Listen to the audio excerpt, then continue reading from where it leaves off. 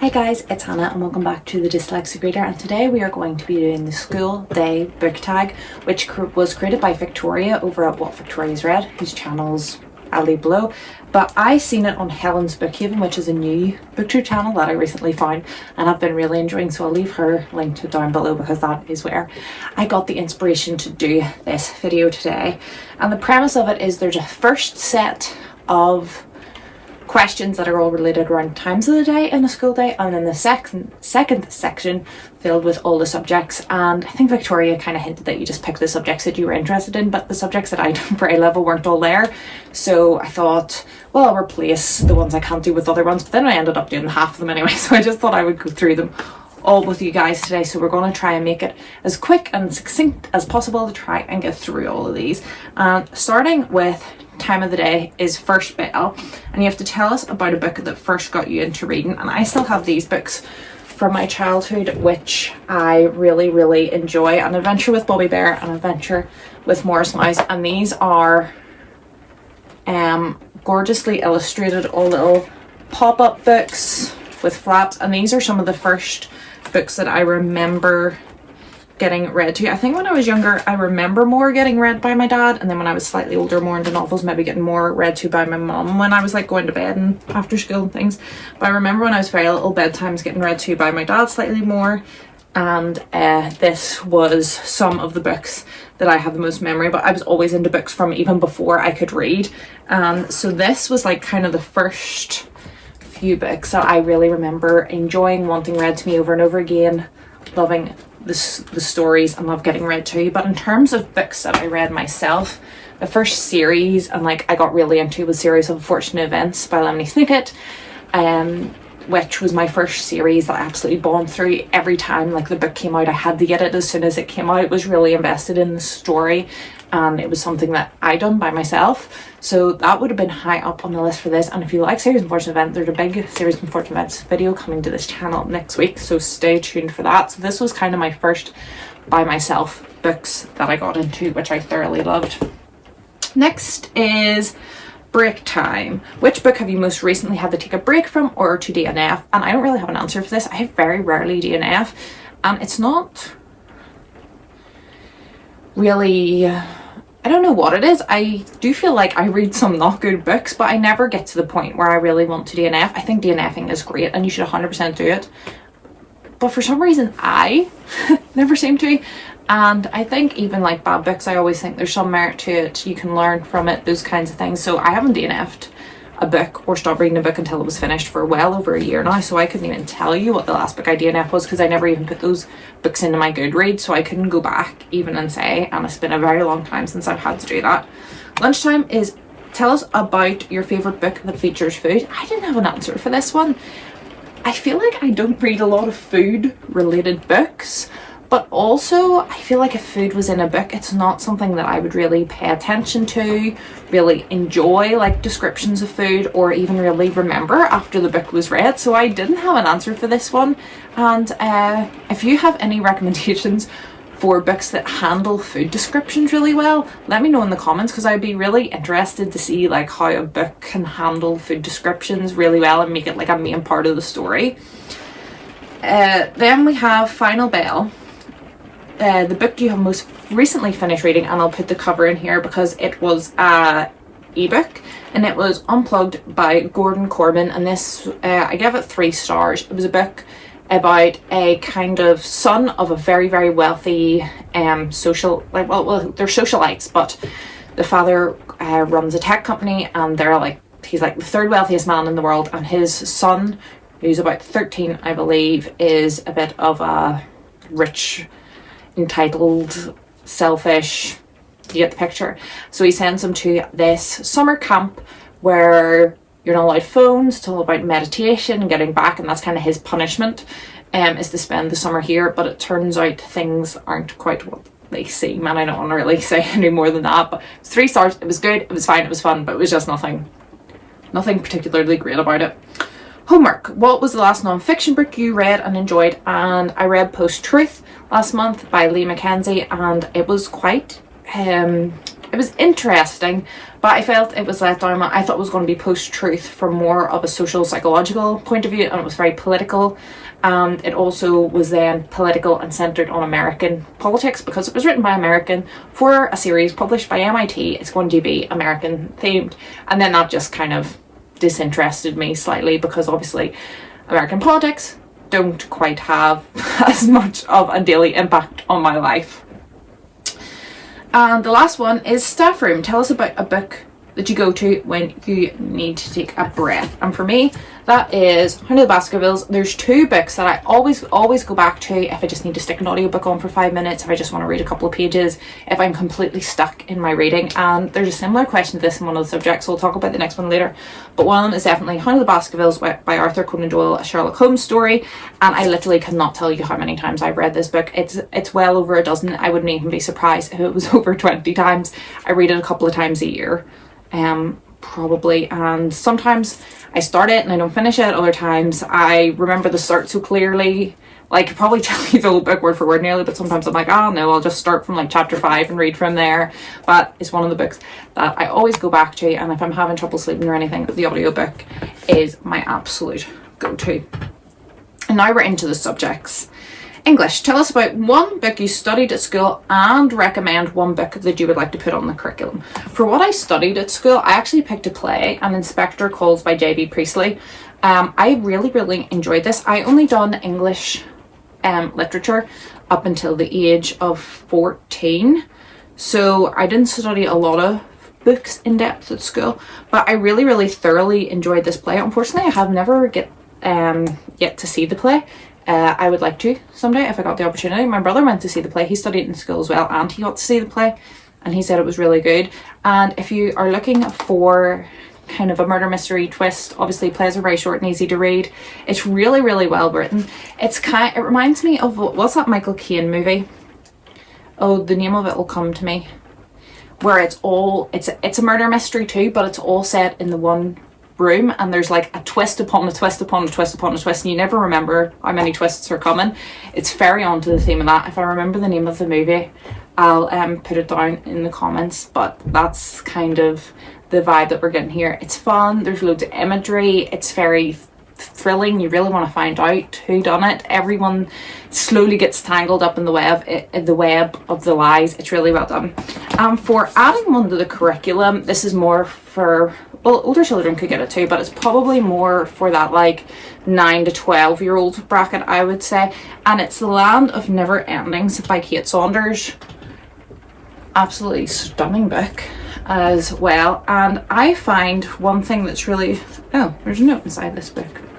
Let's see, I actually have not read, oh, it's just the invoice. I've not read this. I read this from the library and then loved it so much I knew I had to have my own copy, so I've actually yet to read this copy of it. I find that one thing that people find really hard to talk to children about is grief, whether it be a grandparent, a parent, a pet, or a sibling. I have unfortunately had to work with a lot of children that have experienced sudden and very close grief in their families. And it's a really hard thing to do, but I think people underestimate children's ability to understand a lot of things, grief included. And I think this book really beautifully handles grief and coping with grief and how it affects different people. And not only you getting over your grief, but understanding that other people are grieving and they might do that in a different way. And it is the main focus of the book, but it's not the main focus of the book, if you know what I mean. It's meant to be centered around a fairy tale story where toys come alive. So it's not very on the nose, but I think this would be an absolutely amazing book to study with kids that age, because everyone comes into grief at some point of their life. A lot of children get to the age of 9 to 12 and have never experienced a lot of grief, but they will in the future. And I think building those stones and the ability to cope from such a young age can be really helpful. And this is definitely one of the books that I would recommend for that. And I also think it's just a great book. The kids would love it, and it would be a really good way to bring them into the classroom. Okay, next is Maz. How do you rate your books? I use a rating called CallPile, which was created by Book Roast here on YouTube, and it's character, atmosphere, writing, plot, intrigue, logic, and enjoyment. CallPile, you rate them all out of 10. and then you add them up and average them out, and then you get a rating out of 10, an average rating, and then that corresponds to obviously one of the 5 stars. So it has to be like over 8 to get a 5 star, over 6 to get a 4 star, those things. So yeah, that's how I used to rate my books. I do it in a little spreadsheet. I have it sorted on a spreadsheet where if I put in all 10 values for what I rate them out of 10 for the call pile, it gives me the overall rating at the end. It just automatically does it for me, and that's how I rate all of my books. Science. Which book couple do you think has the best chemistry? And this again is something that I didn't really have an answer for. I don't read a lot of romance books, but even books with romance as some sort of subgenre, or even if there's just a relationship involved in the books, a bit like the food, because it's not something that I maybe gravitize towards or read the book for that, it's not something that particularly really sticks in my mind or something. I go, oh, this is so good, I'm really involved in the relationship, because I'm not reading the book for the relationship. I've picked the book up for another reason. I prefer a lot of realistic relationships in books, whether that is romantic, family, anything, very realistic relationships in books. And I think sometimes that means that there's not always a lot of chemistry, because I was looking at some books that I definitely remember there being very strong on the relationship, but I wouldn't even say it was necessarily chemistry that was involved, and there was a lot of flaws on both sides, and sometimes the relationship didn't work out, but it was very real and gritty, and the relationship was well done, and the relationship was something I remembered about the book, but there wasn't necessarily a lot of chemistry in it. So I think because it's maybe something that I don't read for, even if it's there, it's not something that sticks in my brain to be able to go back and remember, if that kind of makes sense. So a bit with the food question, I don't really have an answer for this one, but I'm sure if someone mentioned it to me, I'd be like, oh yeah, I do remember reading that and that was quite good. But just to bring it to my memory, even going through all my books, I found really hard because it wasn't something that I was focused on while reading the book.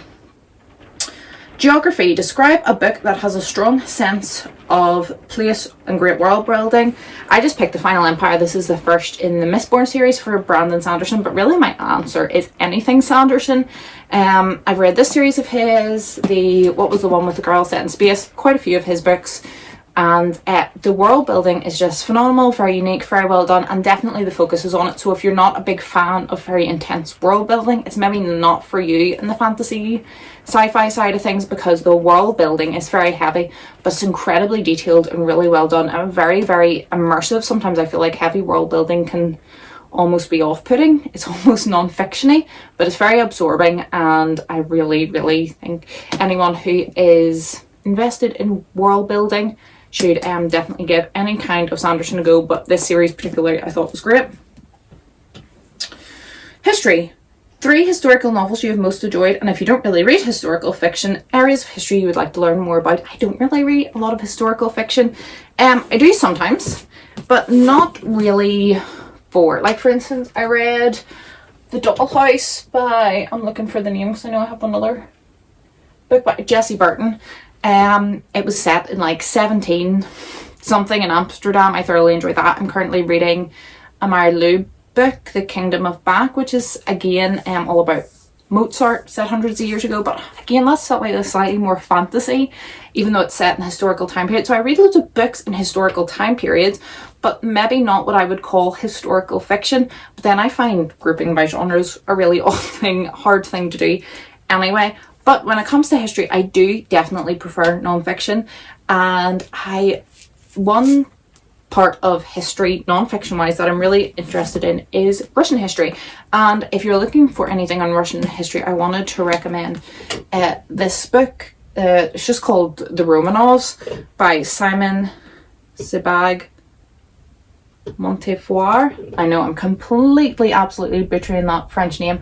But this is a great book, very detailed, very accessible, filled with coloured, I'll try and get you a nice spread of glossy coloured photographs, really interesting facts. Like everything is super interesting. Nearly every sentence makes you go, oh, like that's how interesting it is for me anyway. And it goes from the first Romanov, let me see if I can get you a date. It's filled with family charts and illustrations and all sorts of things. Yeah, so the very first Romanov was 16.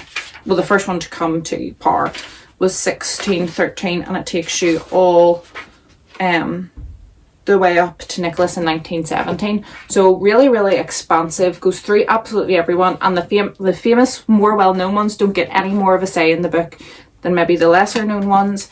It's a slow read, but if you're looking for anything on Russian history, I think this is a great book, but you probably would have to have a little prior knowledge maybe before delving in.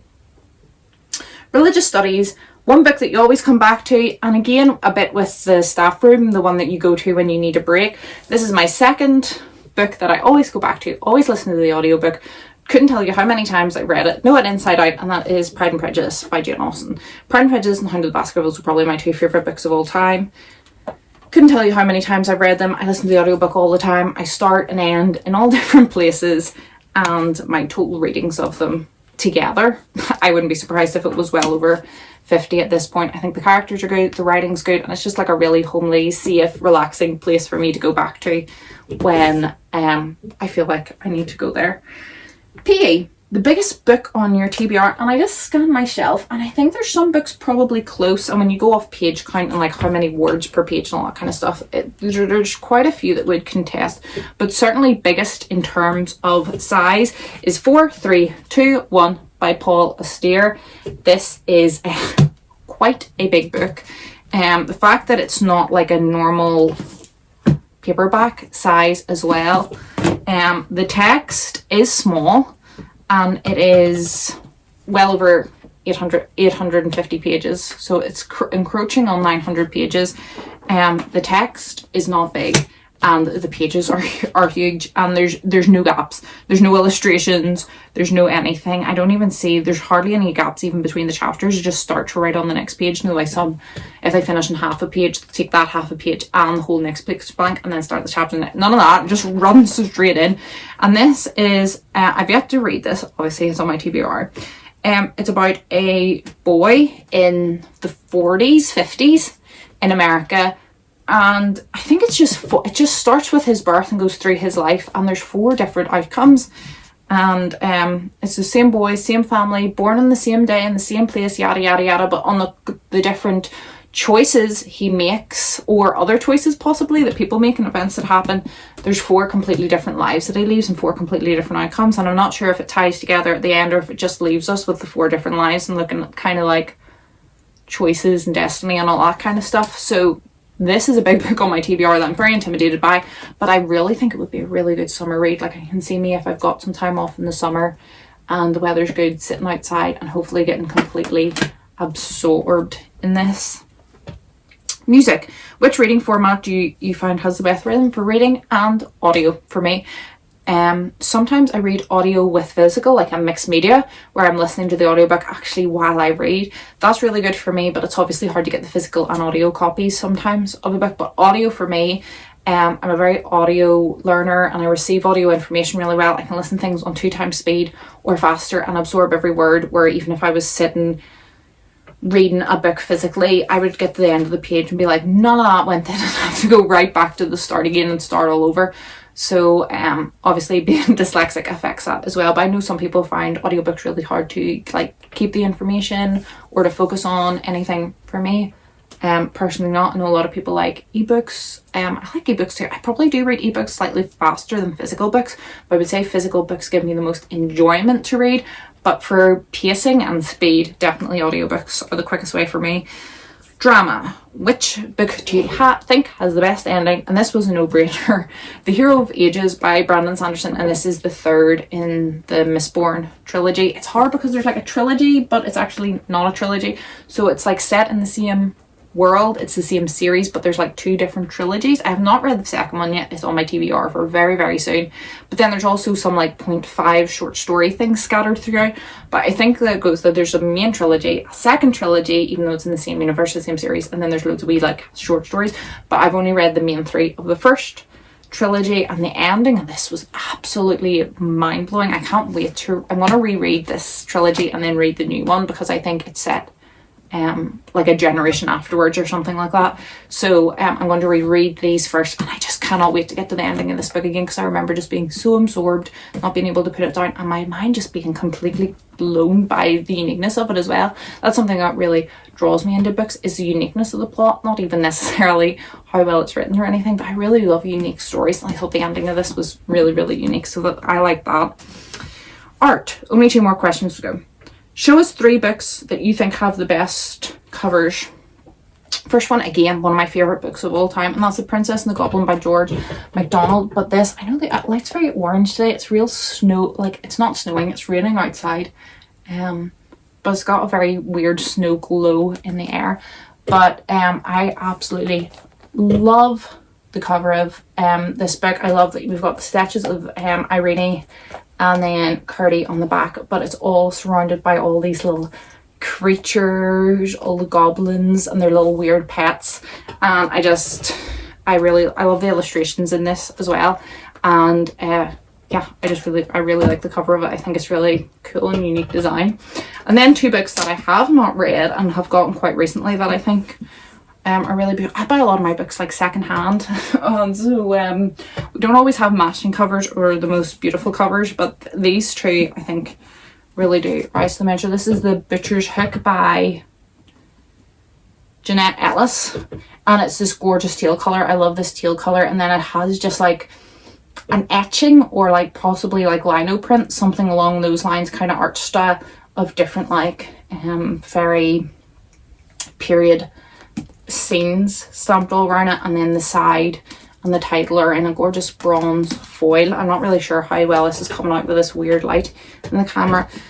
And the last one is The Long Forgotten by David Whitehouse, and I just think again the color scheme on this is what really draws it. It has a, you maybe can't see it, so it's all matte, so this gorgeous dark blue with leaves in the background. These flowers are absolutely stunning. But then it has this shiny wheel that goes the whole way around it. You can maybe see the bit of the glare. The head is here, and then it goes round up into the tail in a shine. I'm not sure how the wheel comes into the story. I think this is about a plane crash and they find the black box and have to figure out what happened. But these 2 I've not read and are quite new acquisitions, and then this is one of my favourite books, and I think they're all quite different and quite beautiful covers. And the last one is Modern Foreign Languages, and it's recommended translating book that you've enjoyed. I'm in the middle of reading Full Metal Alchemist, which is a graphic novel manga. I'm reading the collections of volumes. I'm also watching the TV show in conjunction, the anime of it, and they were originally written in Japanese, translated to English, and most of my translated fiction are actually in like the manga graphic novel kind of genre, that or classics. That would be the 2 main. I don't read a lot of contemporary translated fiction, and that's maybe not only a downfall on me, but probably my library as well. It's not something that I actively search out, but when I go to the library and just pick up books, they're very rarely translated just because. So that's maybe something that we could raise with the library as someone who goes to the library a lot. But I would say most of my translated works are either classics or mangas, graphic novels. So Full Metal Alchemist is what I've been reading. I'm now on volume 3, and I'm thoroughly enjoying both the show and the book, so that is what I would recommend for something I've read recently that's translated that I'm really enjoying. And that's us for today. As I said, there's a series of fortunate events, what's the word I'm looking for, video coming to you guys next week, so hopefully you'll like that. I hope you're all happy, I hope you're all healthy, I hope you're all staying safe and looking after yourself and everyone around you, and I will see you guys next week for another video. Goodbye.